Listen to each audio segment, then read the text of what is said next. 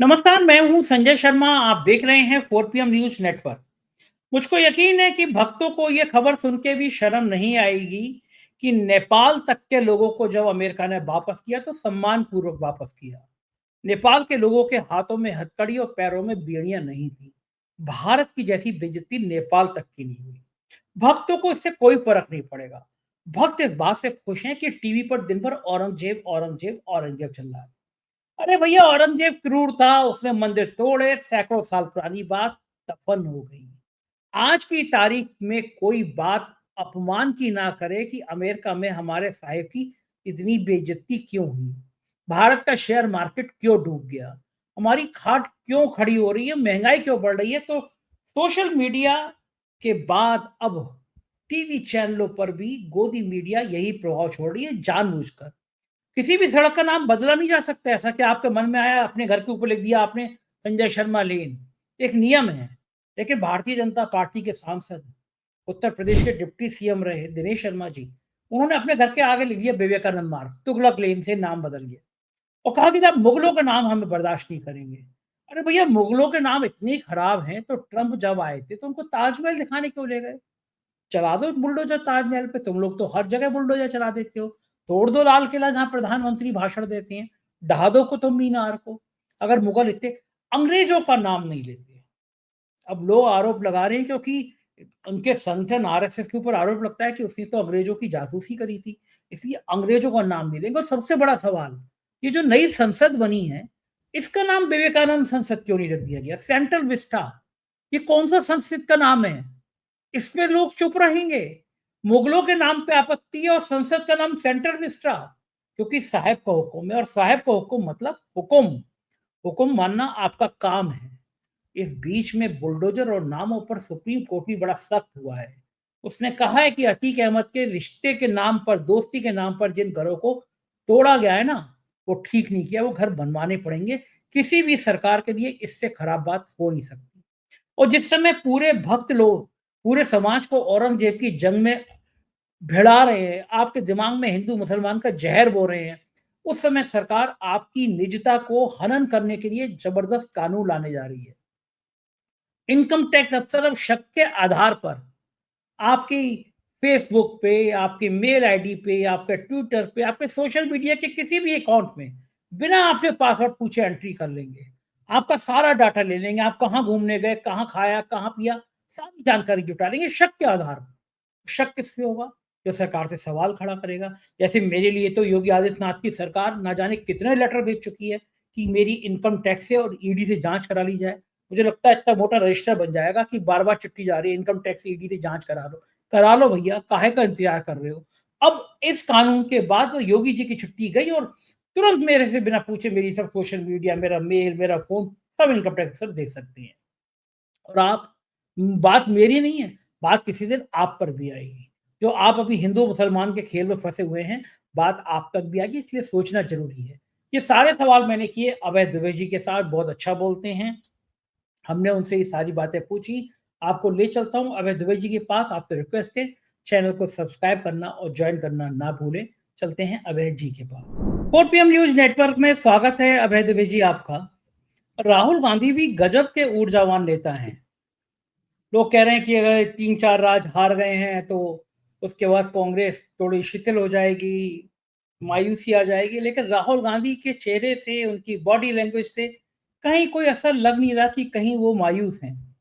और राहुल गांधी अभी गुजरात के चुनाव में समय है, लेकिन गुजरात पहुंचे जिस तरह से, गुजरात में उन्होंने मीटिंग करना शुरू करी, उसने बीजेपी में थोड़ी खलबली मचा दी कि अगर गुजरात की जो बीजेपी की नब्ज है, जो धड़कन है, वो गुजरात है। और राहुल गांधी की इतने समय पहले गुजरात में जाना, गुजरात के लोगों से संवाद करना, गुजरात की बात करना, यानी अब कांग्रेस ये समझ रही है कि बीजेपी के गढ़ में जाकर हमला करना पड़ेगा। प्रधानमंत्री बेचैन हैं, जल्दी-जल्दी गुजरात पहुंचने की तैयारी कर रहे हैं, पहुंच रहे हैं गुजरात। क्या लगता है राहुल गांधी का ये जो आक्रामक हमला करने की नीति है, जो वो आरएसएस पे हमला करते हैं, जो गुजरात पहुंच गए, क्या प्लानिंग होगी राहुल गांधी की? क्या सोच रहे होगी जो वो गुजरात गए हैं? इसमें दो बातें हैं संजय जी। पहले तो मुझे याद आ रहा है कि जब लोकसभा चुनाव के नतीजे आए थे, उसी वक्त राहुल गांधी ने कहा था कि अब हम गुजरात में जाकर इनको हराएंगे। और हमें ये नहीं भूलना चाहिए कि जब राहुल गांधी कांग्रेस के अध्यक्ष थे पिछली बार, तो उनका सबसे अच्छा नतीजा गुजरात का विधानसभा चुनाव ही था। गुजरात के विधानसभा चुनाव में तकरीबन उन्होंने भारतीय जनता पार्टी को उस कगार पर पहुंचा दिया था। अशोक गहलोत उनके चुनाव मैनेजर थे उस वक्त, वो देख रहे थे गुजरात, और राहुल गांधी ने जिस तरह गुजरात के अंदर चुनावी मुहिम चलाई थी, वो अपने आप में बड़ा ही अभूतपूर्व क्षण था। इससे नरेंद्र मोदी के पैर कांप गए थे और भाजपा को लगा था कि बाजी उसके हाथ से निकलती जा रही है। अगर थोड़ा सा चूक गए वो लोग, अगर उस चुनाव में भारतीय जनता पार्टी में गुजरात में चुनाव हार जाती या उसको बहुमत नहीं मिलता, तो फिर बहुत भाजपा के लिए और नरेंद्र मोदी की छवि के लिए बहुत मुश्किल होती। लेकिन राहुल गांधी उस दांव में जरा सी चूक गए, उसके बाद बाजी पलट गई और उसके बाद फिर वो राज्यों में चुनाव हार गए। फिर 2019 का चुनाव भी बहुत बुरी तरीके से हार गए, तो उससे सारी गड़बड़ हो गई। लेकिन उससे पहले फिर उन्होंने जिम्मेदारी लेते हुए अध्यक्ष पद से इस्तीफा दे दिया।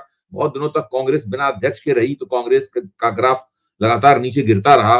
फिर भारत जोड़ो यात्रा से दोबारा वो ग्राफ उठना शुरू हुआ। लेकिन पिछली अध्यक्षता के जमाने में सबसे बड़ी हाईलाइट उनकी अध्यक्षता का शिखर गुजरात का वो चुनाव था, जो उनके और अशोक गहलोत की जुगलबंदी से वो गुजरात का चुनाव बहुत शानदार तरीके से कांग्रेस ने लड़ा था। उस चुनाव को देख के लगता था कि कांग्रेस करवट ले रही है।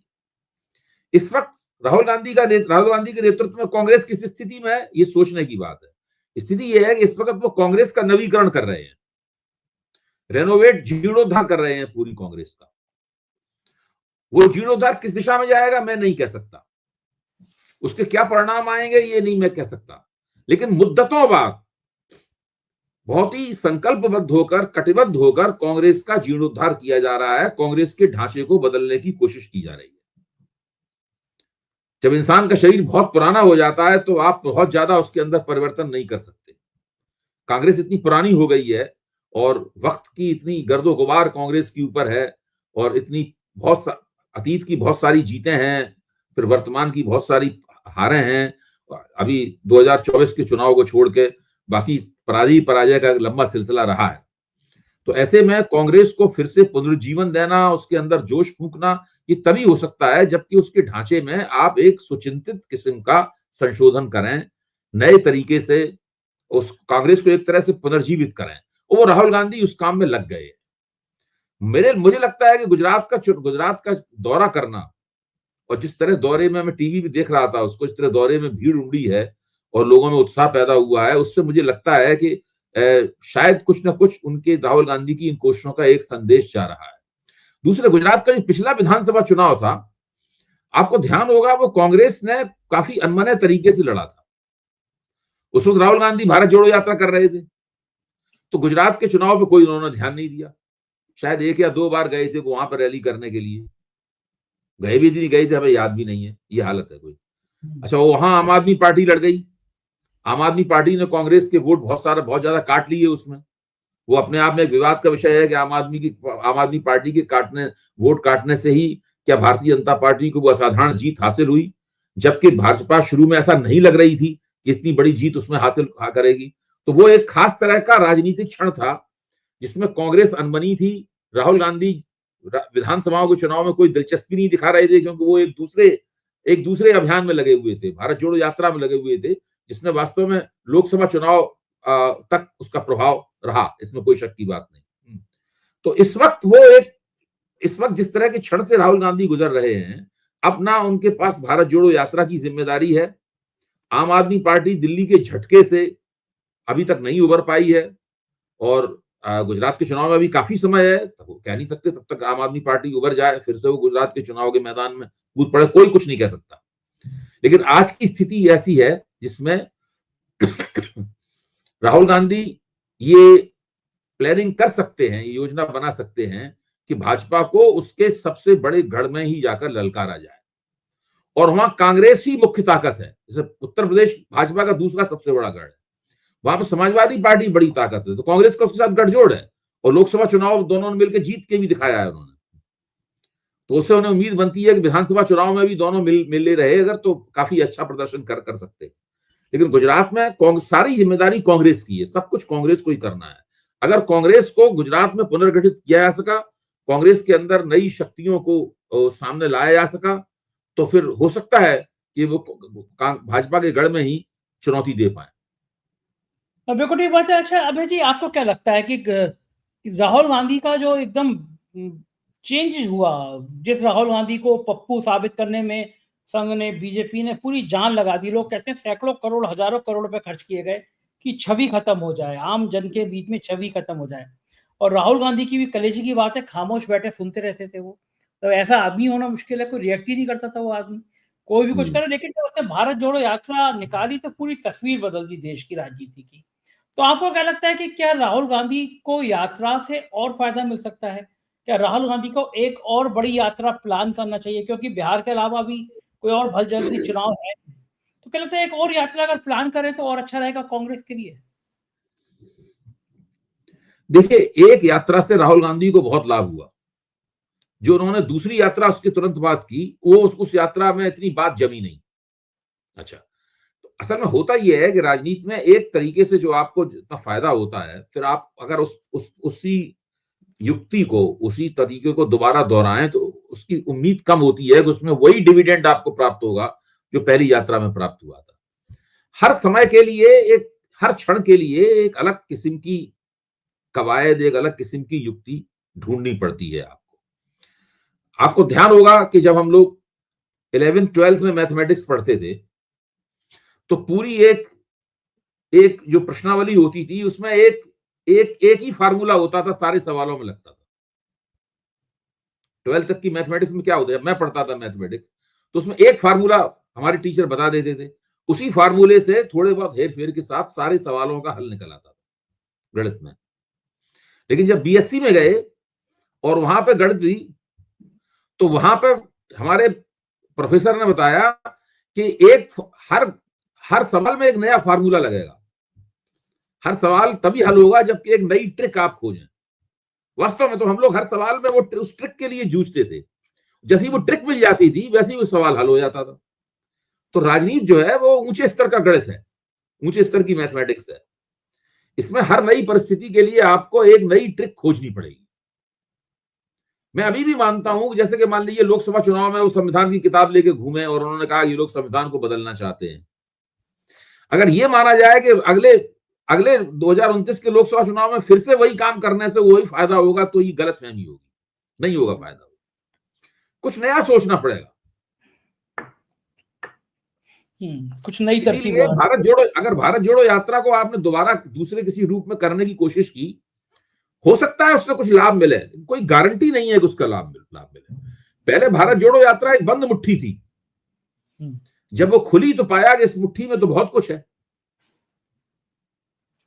मतलब बंद मुट्ठी खुली तो खाक की नहीं हुई बल्कि लाख की निकली, उसमें बहुत कुछ है मुट्ठी में। लेकिन अब फिर भारत जोड़ो यात्रा या कोई ऐसा काम करेंगे अगर, तो उसका लाभ होगा कि नहीं होगा इसके बारे में कोई गारंटी नहीं। और राहुल गांधी भी इस बात को जानते हैं। बार बार करने से कोई तुरंत फायदा नहीं होगा उसका। भारतीय जनता पार्टी तो कम से कम जानती है कि नए नए तरकीब निकालते रहो। जैसे औरंगजेब एक ऐसा देश का मुद्दा बन गया कि हम सब कुछ भूल गए। सोशल मीडिया पे, टीवी चैनलों पे सिर्फ औरंगजेब औरंगजेब औरंगजेब। मैं देख रहा हूँ एक एक चैनल 6-6 बार 8-8 बार चर्चा करा रहा है औरंगजेब की। मतलब अमेरिका ने जिस तरह लतिया के भेजा हमारे भारतीयों को, लतियाना शब्द कहते हैं हमारे यहाँ, कि बहुत बेइज्जती करके भेजा, हथकड़ी बेड़ी लगा के। नेपाल तक के नागरिक आए हैं, आराम से आए हैं। बाकी किसी मुल्क के नागरिक को हथकड़ी बेड़ी लगाने की हिम्मत नहीं हुई। लोग सवाल ना करें इसके लिए औरंगजेब निकल आया, इसके लिए नई नई कहानी आ गई। अरे औरंगजेब ने जो किया वो गलत किया, क्रूर था, लेकिन उस पे आज के मुद्दे पर सारे मुद्दे छोड़ के दिन में 5-5 बार बहस होना, क्या यही ट्रम्प चाल बची है देश में क्या अबे जी? अब इसमें देखिए, आपकी बात सही है, आप जो बात कह रहे हैं मैं सहमत हूं उससे। और आपको ध्यान होगा कि जब से ये कुंभ का आयोजन हुआ है, मतलब 45 दिन तो कुंभ चला है, अब तो शिवरात्रि के बाद इतने दिन हो गए कुंभ खत्म हुए, उसके 45 दिन और जोड़ लो। जब से कुंभ का आयोजन शुरू हुआ है तब से इस तरह की बातों की मात्रा और रफ्तार और बारंबारता बहुत ज्यादा बढ़ गई है। अब इस वक्त संभल में वो एक पुलिस अफसर है जो गदा लेके निकल आया था वर्दी में। हाँ, हाँ, हाँ। हाँ, उसने कहा है कि वो अगर मुसलमानों के शरीर पे कोई रंग गिर जाता है तो अगर उन्हें ज्यादा इसमें दिक्कत है तो वो अपना अंग काट लें, ये कहा है। हाँ, तो इस तरह की बात। संभल के भाजपा के एमपी हैं, उन्होंने कहा है कि एएमयू में सब लोग होली मनाएंगे और जो होली मनाने में मारपीट करेगा उसको हम ऊपर पहुंचा देंगे।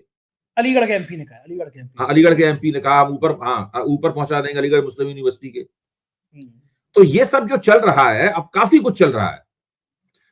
खुद कुछ मुख्यमंत्री संसद में, विधानसभा में और विधानसभा के बाहर किस तरह की भाषा का इस्तेमाल करते हैं हम सब लोग जानते ही हैं।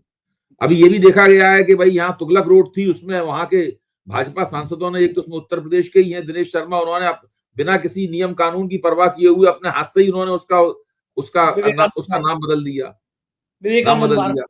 हाँ, विवेकानंद मार्ग बना दिया। अब स्वामी विवेकानंद के नाम पर आप मार्ग बनाए बहुत से, इसमें किसको आपत्ति हो सकती है? मैं खुद भी स्वामी विवेकानंद के विचारों से बहुत प्रभावित रहा हूं। अभी पीछे मेरी अलमारी लगी हुई है, स्वामी विवेकानंद का पूरा वांग्मय लगा हुआ है उसके अंदर। तो उसमें किसको आपत्ति हो सकती है? ये तो आप तुगलक रोड और तुगलक लेन जो है वो तो बहुत छोटी जगह है दिल्ली की। आप स्वामी विवेकानंद को उसमें क्यों सीमित कर देना चाहते हैं? लेकिन कोई बात नहीं, इन लोगों को इस प्रकार का वितंडा पैदा करना है सब जगह, चाहे वो संभल का पुलिस अफसर हो, चाहे अलीगढ़ का वो सांसद हो, चाहे राज्यसभा के ये सांसद हो जिन्होंने ये कारनामा अजीबोगरीब किस्म का कारनामा किया है, चाहे औरंगजेब वाला मसला हो, कोई भी मसला हो, चाहे जो योगी आदित्यनाथ ने विधानसभा में जो वक्तव्य दिए हैं, सब चीजों को मिला के देखें तो उसमें एक पैटर्न है। और वो पैटर्न ये है कि किसी भी तरीके से एक ऐसा नैरेटिव चलाते रहो जिससे लोगों का ध्यान अपनी आर्थिक मुसीबतों पर न जाए, इससे लोगों का ध्यान विदेश नीति पे जो भयंकर किस्म की नाकामी प्राप्त हो रही है उसकी तरफ ना जाए। और सबसे बड़ी बात तो यह है कि ये जो सांप्रदायिक कोलाहल मचा हुआ है उसमें एक व्यक्ति मुतबातिन बड़े पैमाने पर झूठ बोल रहा है, वो है हमारे प्रधानमंत्री। वो रोज एक या हर 2-3 दिन में एक ऐसा वक्तव्य देते हैं, 100% सफेद झूठ होता है। मेरे ख्याल से उनका इस महीने का सबसे बड़ा झूठ तो वो ये है कि भारत दुनिया की फैक्ट्री बन चुका है, इसका मैं जिक्र कर चुका हूं आपके साथ में। इसके बाद इसी से मिलती जुलती बात उन्होंने 1-2 दिन बाद पहले भी उसके बाद फिर कही उन्होंने कि सारी दुनिया भारत की तरफ देख रही है। अगर सारी दुनिया भारत की तरफ देख रही है तो क्या देख रही है भारत की तरफ? इतनी जबरदस्त रूप से महंगाई बढ़ी हुई ये देख रही है, भारत में इतनी बेरोजगारी है ये देख रही है, भारत में सत्तारूढ़ दल के तमाम लोग खुला सांप्रदायिक नाच कर रहे हैं, नंग नाच कर रहे हैं, ये देख रही है सारी दुनिया ये देख रही है कि अमेरिका विमान में भारतीय लोग गैर कानूनी वहां रह रहे गैर कानूनी भारतीयों को हथकड़ी बेड़ी लगा के भेजता है। एक के बाद एक विमान आते हैं, उनमें से वो अपमानित होकर निकलते हैं हथकड़ी बेड़ी लगाए हुए। ये देख रही है अमेरिका। अमेरिका क्या देख रही है? दुनिया क्या देख रही है भारत की तरफ? अभी पीयूष गोयल साहब अमेरिका में है, वहां पे बायलेटरल ट्रेड ट्रीटी के लिए बातचीत चल रही है, खोए खोए से लग रहे हैं। मैं रोज कह रहा हूं कि वहां क्या होने वाला है। अमेरिका ने तो साफ कह दिया है कि हमारी पेट्रोकेमिकल है वगैरह सबके ऊपर आप टैरिफ घटाइए, ये भी आने लगा अखबारों में। मैंने पहले ही कहा था उनको सूची थमाई जाएगी कि इन चीजों पर आप पहले टैरिफ कम कीजिए। अमेरिका अपनी तरफ से कोई टैरिफ कम करने के लिए तैयार नहीं होगा क्योंकि वो पहले से ही काफी कम टैरिफ हैं उसके। 1-2 दिन में मैं भारत अमेरिका किस माल पे कितना टैरिफ लगाता है और भारत किस माल पे कितना टैरिफ लगाता है इसकी सूची भी मैं 4 PM पे दिखाऊंगा। उससे ही पता लग जाएगा कि भाई अमेरिका अगर 3.4% टैरिफ लगाता है तो भारत 31% टैरिफ लगाता है। अब अमेरिका क्या कम करेगा उसके अंदर? तो भारत को ही कम करना पड़ेगा, जो कम करना पड़ेगा। तो ये स्थिति है। 2 अप्रैल से ट्रम्प साहब जो है भारतीय माल पर जितना भारत टैरिफ लगाएगा उतना ही 100% उतना ही टैरिफ वो भी अपनी तरफ से लगा देंगे। बिल्कुल स्पष्ट हो गया है अब ये। और जो डील है, जो ट्रेड डील है, वो $500 मिलियन की ट्रेड डील होगी। इस $500 मिलियन में गैस दी जाएगी, गैस भेड़ी जाएगी भारत को। मैं बाकायदा भेड़ना शब्द इस्तेमाल कर रहा हूं। गैस भेड़ी जाएगी, अमेरिका अपना कच्चा तेल भेड़ेगा, अमेरिका अपने F-35 विमान भेजेगा जो कि बहुत महंगे हैं और भारत के ज्यादा काम के हैं नहीं, और ये लोग अभी हिम्मत करके मना नहीं कर पाए हैं उसको कि हम नहीं लेंगे विमान ये। और कोई देश होता अभी तक मना कर दिया होता कि हम ये विमान नहीं लेंगे, हम कुछ और लेंगे, हम खुद बताएंगे हमें क्या खरीदना है आपसे। दूसरे, अमेरिका ये कह रहा है कि आप $500 मिलियन की खरीदारी ट्रेड कीजिए हमारे साथ। ये फिगर अमेरिका की तरफ से आया है, ये फिगर भारत की तरफ से नहीं दिया गया है। ऐसा नहीं है कि भारत ने कोई फिगर रखा हो, उस पर अमेरिका गौर कर रहा हो, या अमेरिका ने कोई फिगर रखा हो, आंकड़ा रखा हो, भारत ने उसके जवाबी आंकड़ा रखा हो, और फिर बैठ के टेबल पे बात हो रही हो कि हम ये मानेंगे या दोनों के बीच में किसी चीज को मानेंगे। ऐसा कुछ नहीं है। सारा मामला पूरी तरीके से एक तरफा है। नरेंद्र मोदी ने पूरी तरीके से घुटने टेक दिए हैं अमेरिका के सामने, और भारत का जो कारपोरेट सेक्टर है उसने भी सरकार से कहा है कि भाई अमेरिका अगर कह रहा है कि उसके माल पर टैरिफ कम कर दो तो कर दो, इसमें कोई बुरी बात नहीं है, पंगा मत लो, पंगा मत लो ट्रम्प से। ये स्थिति है। अच्छा, और ये सब खास बात ये है कि सारी खबरें अखबारों में आ रही हैं, अब वो केवल अंग्रेजी में आती हैं और पिंक पेपरों में छपती हैं। टीवी इस चैनल आर्थिक पे मसले पे शायद भास्कर पहले पन्ने पे कुछ खबरें छापता है थोड़ी बहुत, बाकी हिंदी किसी अखबार में तो आती नहीं है। लेख वगैरह आते हैं एडिट पेज पे, बाकी और कुछ नहीं आता है। जनता की, पाठकों की आमतौर पर दिलचस्पी नहीं होती है इन बातों को जानने में, और टीवी के ऊपर ये बातें आती नहीं है। टीवी के ऊपर तो वही आता है कि औरंगजेब, विवेकानंद, लेन हाँ। मार्ग। इतना भी नहीं पता कि सड़क का नाम बदल नहीं सकते ऐसे। सड़क का नाम बदलने के लिए नियम है, एक बाकायदा एमसीडी पास करेगी, एक अपने हाथ से विवेकानंद मार्ग। संजय सिंह जिन लोगों ने तुगलक लेन में विवेकानंद मार्ग लिखा है, उनमें और उस मौलाना में बुनियादी तौर पर क्या फर्क है? जिसने मोहम्मद शमी के बारे में कहा है कि इन्होंने रोजा नहीं रखा इसलिए इस्लाम के खिलाफ इन्होंने गुनाह किया, ना उसको ये कहने का हक था, ना इनको ये करने का हक है। सही बात है, बिल्कुल ठीक बात है। इसको हमारे गुरु थे धीरूभाई शेठ, प्रोफेसर धीरूभाई, कहते थे कम्पिटिटिव कम्युनलिज्म है ये सांप्रदायिकताओं की होड़ है। इसमें जो हिंदू सांप्रदायिकता साइज में और ताकत में ज्यादा बढ़ी है इसलिए वो अधिक आक्रामक है। मुस्लिम सांप्रदायिकता साइज और ताकत में कम है, वो कम आक्रामक है और अपने ही लोगों के खिलाफ सांप्रदायिकता कर रहे हैं वो। हाँ, बात तो सही। अच्छा, दूसरी आप बात देखिए वो बंदा बरेलवी नाम का वो मौलाना जो है, आप उसको देखिए, उसके तमाम वक्तव्यों के ऊपर बहस हो रही है, हंगामा मचा हुआ है, मीडिया में हंगामा मचा हुआ है, जनता में कोई खास हंगामा नहीं मचा हुआ है। जो मीडिया को भोग करते हैं वो सोच रहे होंगे, लेकिन उसको भी लगातार होली पे भी उसकी अपील दिखाई जा रही है। वो हमारे टीवी मीडिया का नया डार्लिंग है। हाँ, कोई ना कोई एक तरफ तो आप ये कह रहे हैं कि ये कठमिल्ला है, एक तरफ तो आप कह रहे हैं कठमिल्ला है, उसके मुंह से निकली हर बात सुनाई जा रही है। हाँ, उसकी ब्रांडिंग की जा रही है। अभी उसने अपील की, हाँ उसकी ब्रांडिंग की जा रही, अभी उसने अपील की कि नमाजियों में कोई रंग नहीं डालेगा। अभी नमाजियों में कौन रंग डालता है? सही बात है, हमने तो कभी किसी को नमाजियों में रंग डालते देखा नहीं। ठीक बात है। और जो नमाजियों में जबरदस्ती रंग डाले उसको पकड़ के जेल में बंद करना चाहिए। हाँ, सही बात। दूसरी बात है और ना कि अगर आपको इतने ही मुगलों से समस्या है, मुगल आपको इतने ज्यादा खटक रहे हैं, तो फिर ट्रम्प जब आए थे उनको ताजमहल दिखाने क्यों ले गए? ताजमहल कोई किसी शास्त्री जी ने, किसी पंडित जी ने, किसी कायस्थ ने, किसी और जाति हिंदू ने तो बनाया नहीं था, है ना? ताजमहल दिखाने ले गए। प्रधानमंत्री लाल किले से भाषण देते हैं, कुतुब मीनार, तो ये सब तोड़ दो ना। देखिए ये सब संजय जी, ये सब माहौल बिगाड़ने के लिए और अपना सांप्रदायिक चेहरा चमकाने के लिए, सुर्खियां बटोरने के लिए किया जाता है। इसीलिए मैं कह रहा हूं कि उस मौलाना बरेलवी में और इन लोगों में जो उत्तर प्रदेश से राज्यसभा के सांसद बन के गए हैं, इन लोगों में और उस पुलिस अफसर में जो ये वर्दी में गदा लेके निकल आया था बाहर, इन लोगों के बीच में और उन भाजपा के उन सांसद में जो कह रहे हैं जिसने मारपीट की होली पे उसको हम ऊपर पहुंचा देंगे, इन लोगों में कोई बुनियादी फर्क नहीं है। ये एक सांप्रदायिक राजनीति की बिसात है, इसमें काले मोहरे हों चाहे सफेद मोहरे हों, वो दोनों ही सांप्रदायिक चाले चल रहे हैं।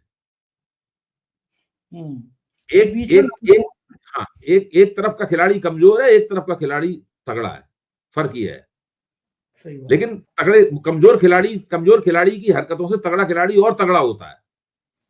इस बीच में इनको ये नहीं पता कि इधर ये तो औरंगजेब कह रहे हैं, उधर केंद्र सरकार एक नया कानून लाने की तैयारी कर रही है इनकम टैक्स में, जिसमें आपके सारे सोशल मीडिया अकाउंट्स, मैं अगर मेरा मेल, मेरा फेसबुक, मेरा ट्विटर, कोई भी इनकम टैक्स का अफसर चाहेगा, जब चाहेगा वो उसको ट्रेस कर सकता है, ट्रैक कर सकता है।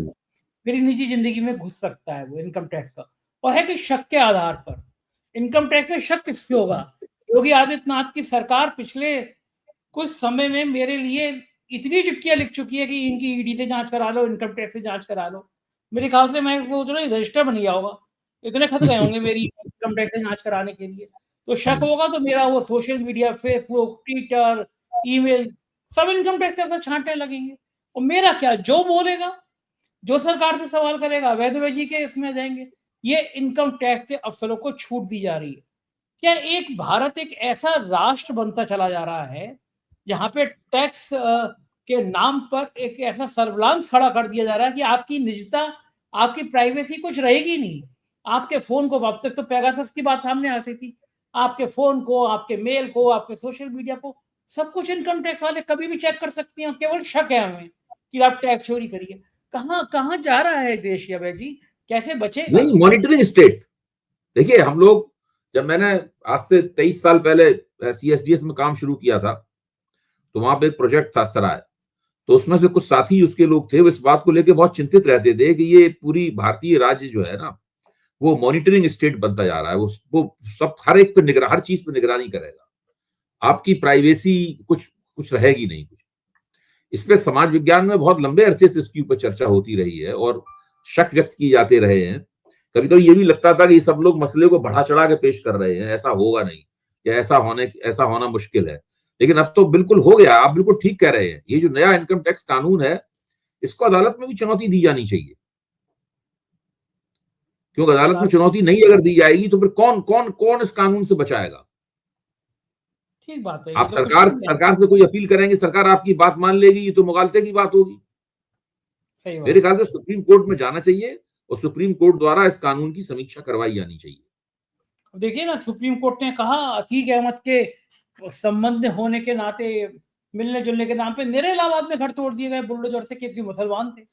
अब सुप्रीम कोर्ट ने फटकारा है, कहा है कि एक प्रोफेसर का घर था, एक लॉयर का घर था, घर बनवाइए आप और अगली डेट लगाइए आप। मेरे ख्याल से किसी भी सरकार के मुंह पे इससे ज्यादा तमाचा क्या होगा कि सुप्रीम कोर्ट कह रहा है कि आप तो गुंडागर्दी कर रहे हैं, बुलडोजर लेके गए, किसी का ही घर तोड़ दिया। लेकिन मुख्यमंत्री महोदय तो कह रहे हैं कि जनता सहयोग कर रही है, जनता घर तोड़े जा रहे हैं, उनके दरवाजे तोड़े जा रहे हैं, जनता सहयोग कर रही है। वो कह रहे हैं जनता ने अयोध्या में भी सहयोग किया था, जनता ने इलाहाबाद में प्रयागराज में भी सहयोग किया था, जनता ने बनारस में भी सहयोग किया है, काशी। वो कह रहे हैं सब जगह सहयोग कर रही है जनता। जनता तो खैर तस्वीर पेश कर रहे हैं।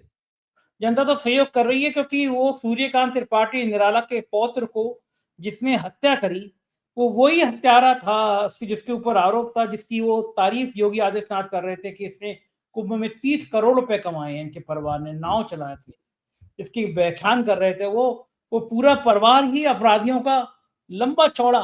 क्या अफसरों ने योगी आदित्यनाथ की कसम खा रखी बैंड बजवाने की? मतलब किसी ने तो बताया होगा ना कि आप इसका नाम लेना है, तारीफ करनी है। तो कोई किसकी तारीफ करा रहे हैं सीएम से? कोई ये प्लानिंग, कोई कॉन्स्पिरेसी तो नहीं है योगी आदित्यनाथ मुझको तो लगता है कि वो आर पार की स्थिति में खेल रहे हैं। कल भी मैंने आपसे कहा था, मुझे लगता है कि आदित्यनाथ जी जो हैं, उनको लगता है कि आर पार हो जाए। वो आर पार का मुहावरा भी उन्होंने इस्तेमाल किया था, जो कांवड़ियों के वक्त में किसी ने कहा था दंगा हो जाएगा, तो उन्होंने हो जाने दो दंगा, देख लेंगे, आर पार हो जाएगा है। तो वो खुद भी, उनकी राजनीति जो है वो आर पार के मुकाम पे पहुंच चुकी है। उनको लगता है तख्त या तख्ता, या तो वो अब, या तो उनकी डगर अब प्रधानमंत्री पद की तरफ जाएगी, या वो मुख्यमंत्री भी नहीं रहेंगे। मतलब कुछ इस प्रकार के मोड में हैं। वो रुक नहीं रहे हैं, बिल्कुल कोई संयम नहीं रह गया है, रुक नहीं रहे हैं बिल्कुल। बिल्कुल ठीक बात है, और हमारी निगाह बनी रहेगी। बहुत बहुत शुक्रिया अभय जी, आपने इतना समय दिया। Thank you sir. तो ये थे अभय दुबे जी, और मुझको यकीन है ये बातचीत आपको पसंद आई होगी। आपके प्यार भरे कमेंट का मुझे इंतजार है, जरूर कीजिएगा। शुक्रिया, थैंक यू।